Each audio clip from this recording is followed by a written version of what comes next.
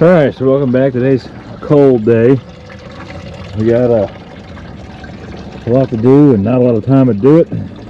Typical fashion it seems to be, at least with me. So, remember last week we left off, we put the new gearbox in this old Ford here. We put the shift cable in it.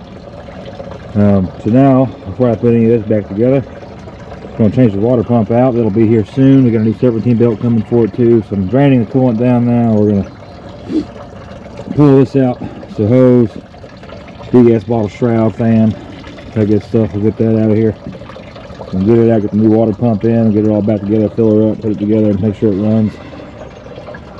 We're going to check the trailer brake controller on it, and then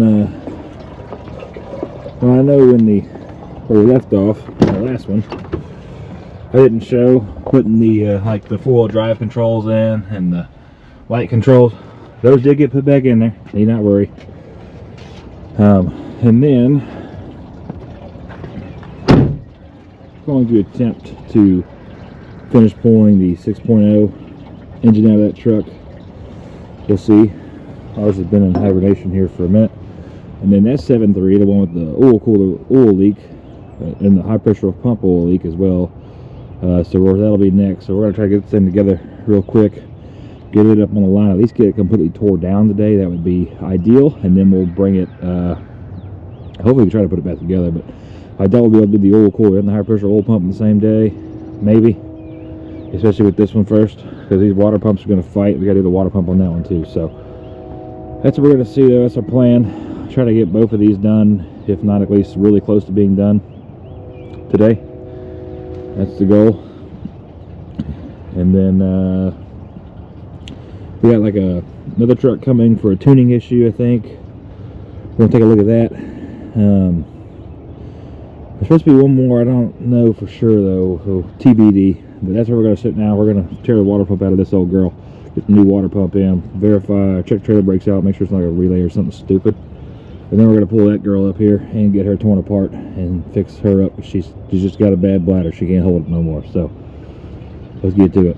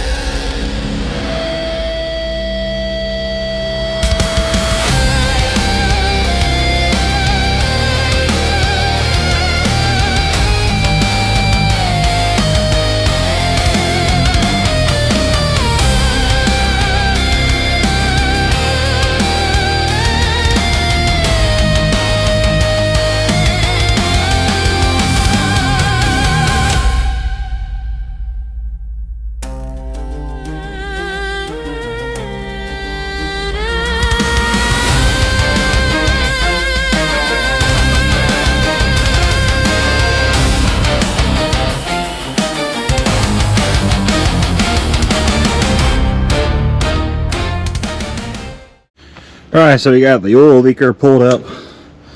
This one's done. It's back together, ready to test drive on it. Right now we're looking at the trailer lights, which I found 2 pop fuses. Just so anybody knows for reference, I guess, with the 7.3 fuse boxes. So we had a 20 amp that blew, which would be this guy here.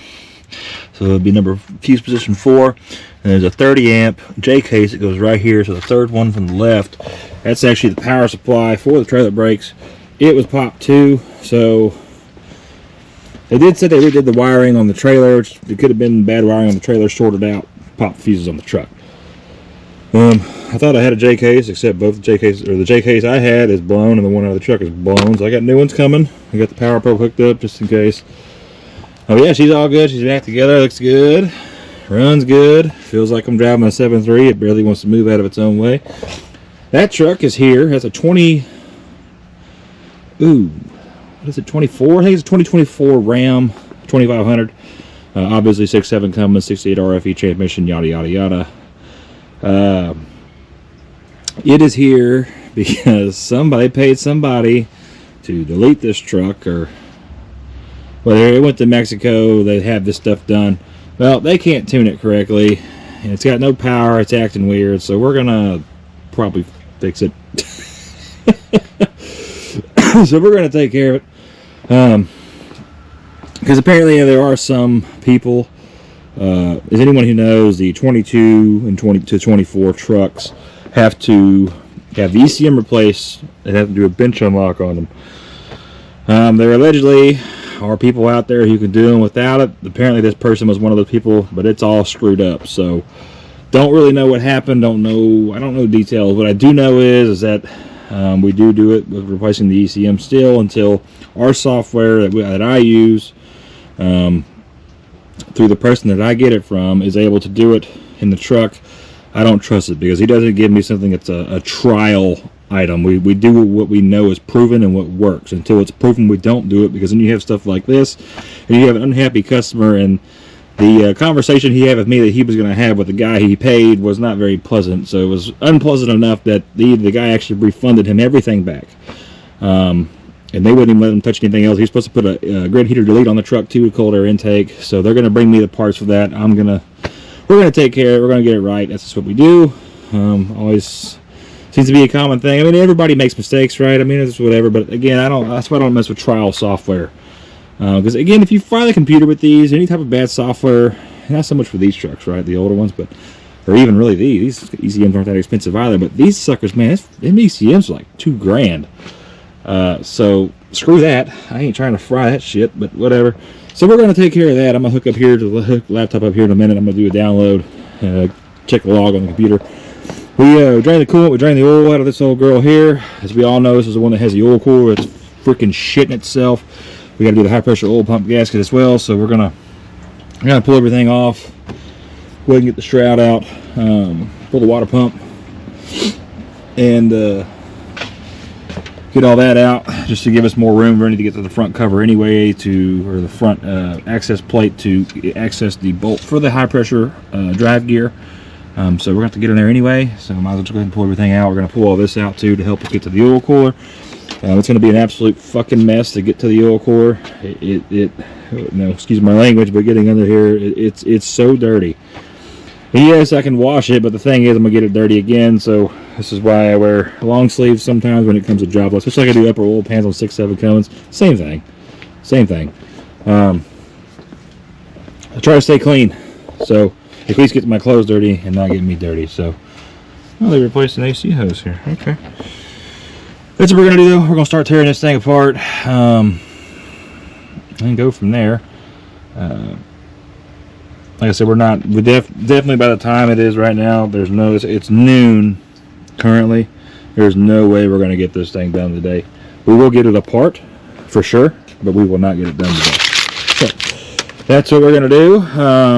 So I'm going to do a download on this truck real quick before we leave the day. That way I can get that and start getting the software rolling on this guy. Waiting on the fuses for this thing, and hopefully it'll be done. I call him to come get this old girl. And yeah, like I said, we're going to work on that at some point. And tomorrow we'll definitely get this thing done. So that's where we're at. That's what we're doing. 7.3 galore here. This one's getting the water pump too.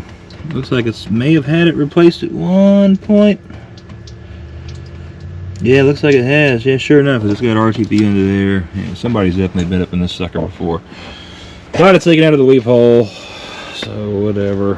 I'll probably put, you know, like a Master Pro or some cheap stuff, and that's just kind of the shitty thing. A lot of aftermarket parts, the quality's not as good, right? And truth be told, even now, if you were to buy a Motorcraft water pump for this truck, the quality's probably about the same. It's probably actually built by the same company. If you were to buy like an O'Reilly's Murray, now I know the Master Pros are definitely cheaper. They're definitely cheaper made too, so just something to bear in mind.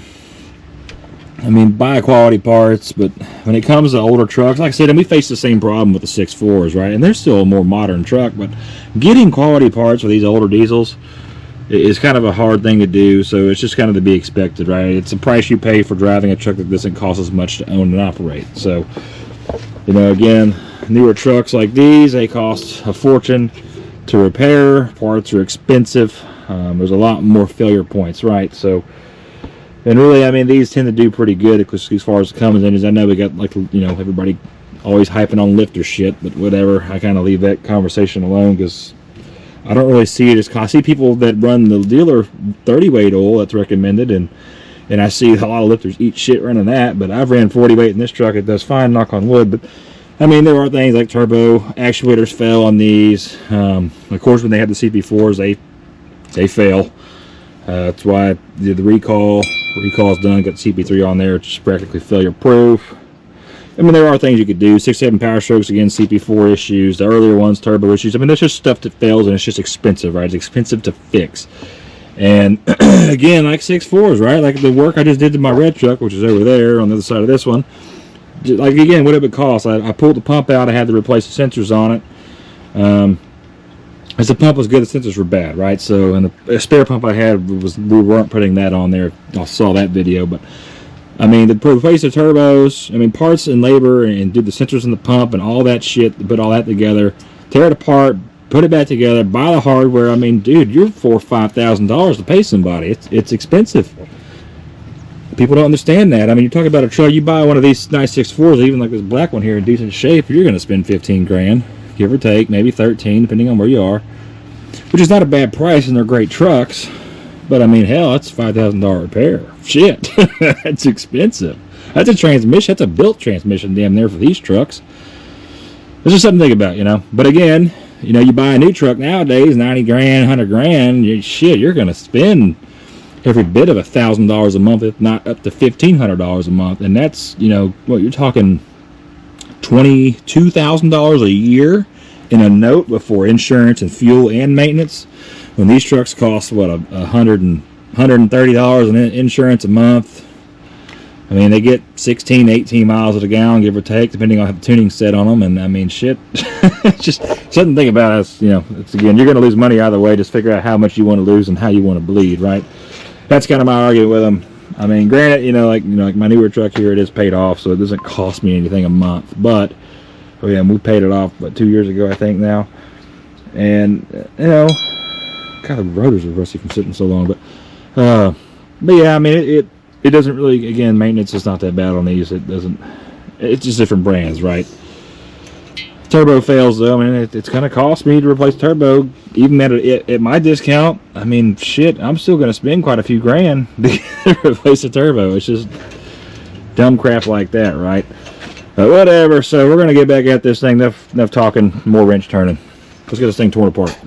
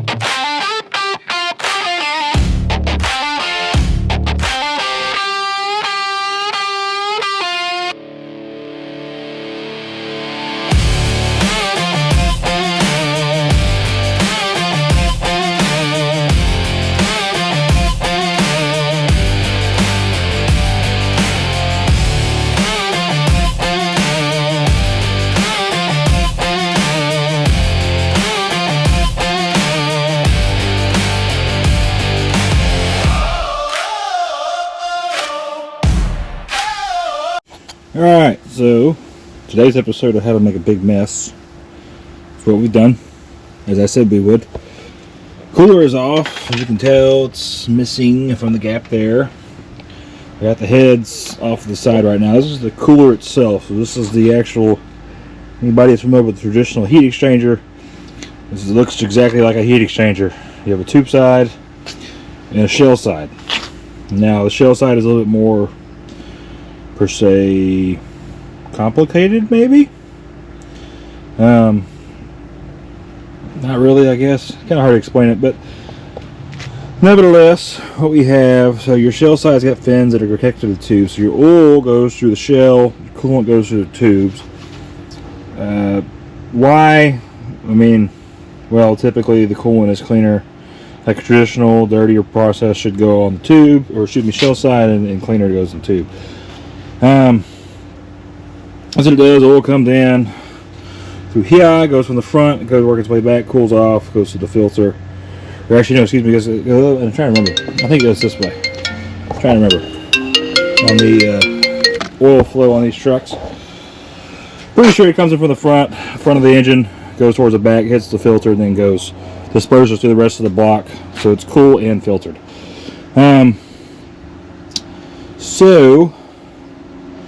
Or probably vice versa. It's one of the ways. I'm all confused now. I got too many things going on in my head right now, but it might be reversed just because they may filter it before. Either way, you can tell we got a little bit of some gasket RTV maker here. Plugging some tubes up. That's not ideal. That's that though. So it's off. The cooler itself is fine, really. Now they use I'm pretty sure it's copper or brass tubes on these. They're really good for exchanging heat. The problem is they're really prone to cracking, which is how 7.3s make milkshakes, essentially. Just one thing to kind of keep in mind. But yeah, so we're going to get everything cleaned up. We're going to clean the surfaces. We are going to power wash everything after I get the cooler back on, and get the high pressure oil pump gasket done. That's not really too dirty up under there. It's all this, it's real dirty. But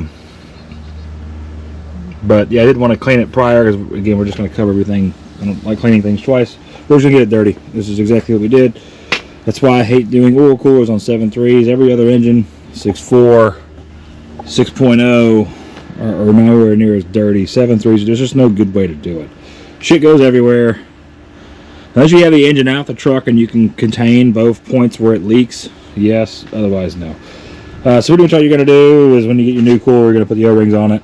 I suggest putting some grease on them or some petroleum lubricant, and then you'll press the heads on, and then you can bolt them up. Just make sure you align them correctly or clock them correctly. That way when you go to bolt it to the block, they're not all cattywampus. So that's it. So I'm just going to spend the rest of this little bit of time I got left cleaning up. I got to run a couple errands, and I got to go pick up the little one from school, so that's why I tried to get an early start this morning.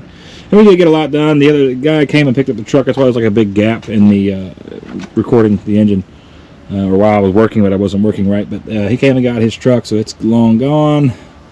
We've done what we needed to do with that one. That's doing its thing. And then yeah, so we're going to clean up here.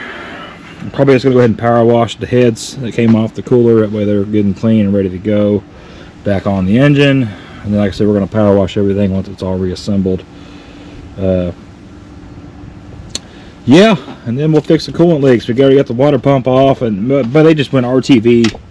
And I'm not against RTV. I'm a big RTV fan. I think RTV is good to use, especially on older trucks, even some of the newer ones, depending on some of the gaskets and locations. I mean, O-ring gaskets are not the most ideal thing in the world. They freaking leak half the time, especially with aluminum, and then it's aluminum flexes. But man, they use RTV all over this thing. Like, you get on the rear gasket, like it's almost like it didn't even use a gasket because of how smooth it is. And you see some of the red RTV, so either that's from this. And this may be like the second or third water pump that somebody put in this truck. There's really no telling. Which concerns me because a lot of the bolts that came off out of this water pump housing, a couple of them were not tight at all. So we're going to check threads and make sure that the threads are actually there, that no doofus stripped them out, which they did, and we'll have to Healy coil it, which I'd really rather not do, but whatever. We gotta do what we gotta do, right? So it wasn't leaking, but I'm assuming it wasn't leaking because of the RTV. I don't know, I'm not a big fan of using that much RTV. You don't need the RTV on the actual water pump gasket, but I mean, to each their own, I guess. Everybody does things differently. That's what we got. Of course, we pulled the power steering pump, we pulled the front bracket off this side. Nothing complicated. It is more work to pull that. I mean, you can do it if just pulling the bracket off and just kind of moving it to the side. You can do it that way. It's just a lot easier if everything's completely out of the way. I've done it both ways. It just depends on the mood I am. If I feel like fighting it, then I'll fight it. If not, I'll just take everything like today. I just don't feel like fighting it. I feel like I've already cut my fingers like 3 different times today.